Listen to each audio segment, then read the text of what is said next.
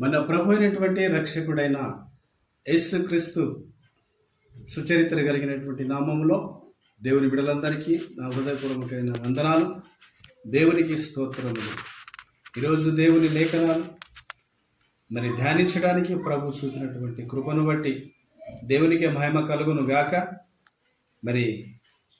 ప్రసంగి గ్రంథము 11వ అధ్యాయము 9వ వాక్యము చూసినట్లయితే యవనస్తులను గురించి ప్రభు లేఖనాల ద్వారా తెలియపరుస్తున్నటువంటి మాటలను చూసినట్లయితే ఈరోజు యవన బిడలకు దేవుడు హెచ్చరిస్తున్నటువంటి మాట.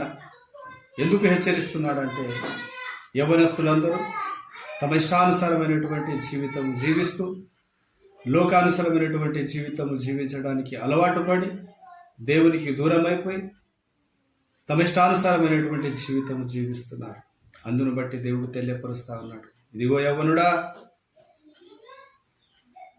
నీ యవ్వన కాలమందు సంతోషపడు, నీ యవ్వన కాలమందు నీ హృదయమును సంతుష్టిగా ఉండనిమ్ము, నీ కోరిక చొప్పున నీ దృష్టి యొక్క ఇష్టము చొప్పున ప్రవర్తించు. అయితే వీటన్నిటిని బట్టి దేవుడు నిన్ను తీర్పులోనికి తీసుకొని వస్తాడని జ్ఞాపకం ఉంచుకోమని ప్రభు సెలవిస్తున్నాడు.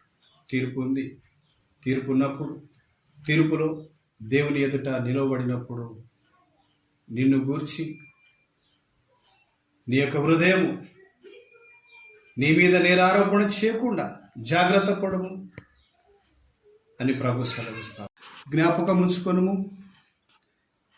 లేఖనాలు తెలియపరుస్తున్నాయి, లేత వయస్సు నడి ప్రాయము గతించిపోచున్నవి కనుక నీ హృదయములో నుండి వ్యాకులమును తొలగించుకొనుము, నీ దేహమును చెరుపు దానిని తొలగించుకోమని ప్రభు తెలియపరుస్తున్నాడు.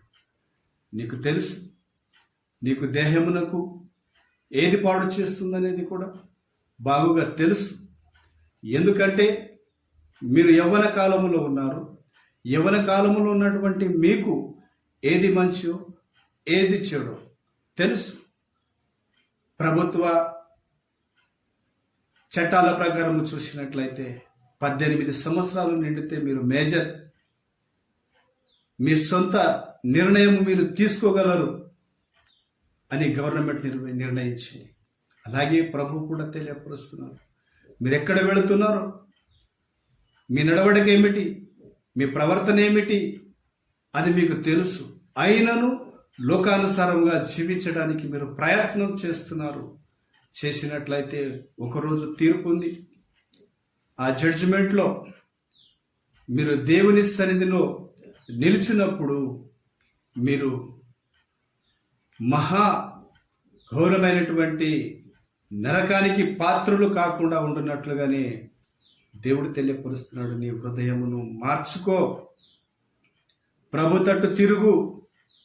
పరిశుద్ధ గ్రంథం తెలియపరుస్తుంది, దుష్టుల ఆలోచన చొప్పున నడవకు, పాపుల మార్గములో నిలవకు, అపహాస్యకులు కూర్చుండ చోట కూర్చుండకని పరిశుద్ధ గ్రంథము స్పష్టంగా తెలియపరుస్తుంది. నా ప్రియ యవన బిడ్డ, నీవే దేవుని దృష్టికి మంచివాడవు, యోగ్యుడిగా నీవు జీవించినట్లయితే ప్రభు నిన్ను హెచ్చించబోతున్నాడు. ప్రభు నీ పట్ల గొప్ప ఉద్దేశము కలిగి ఉన్నాడు. కనుక ఆ ఉద్దేశాన్ని నీవు గ్రహించాలి.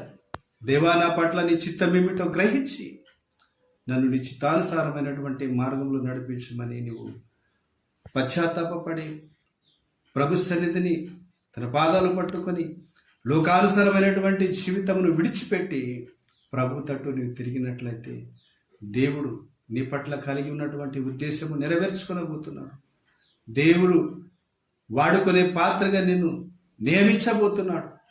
జాగ్రత్త. పరిశుద్ధ లేఖనాలలో తెలియపరుస్తాడు. అదే ప్రసంగి 12లో దుర్దినములు రాకముందే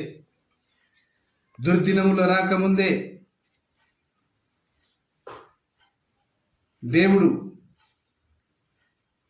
ఆయనను స్మరణకు తెచ్చుకోమని నీ యొక్క హృదయమును దేవునికి అప్పగించి నీవు దేవునికి నీ హృదయంలో చోటిచ్చి దేవుని బిడ్డగా జీవించాలని ఆశపడతా ఉన్నాను.